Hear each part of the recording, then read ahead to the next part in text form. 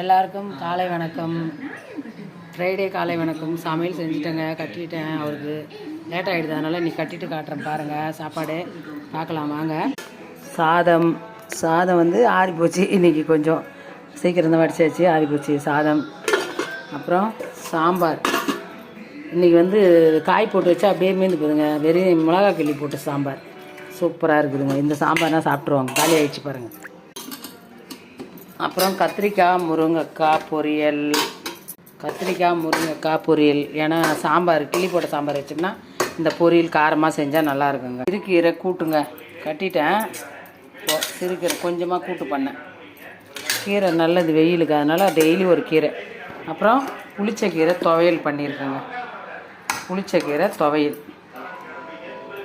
சாப்பிட்றதுக்கு தோசை. அவ்வளோதாங்க எங்கள் வீட்டில் சமையல். வாங்க சாப்பிட்லாம். உங்கள் வீட்டில் என்ன சமையல் கமெண்ட் பண்ணுங்கள்.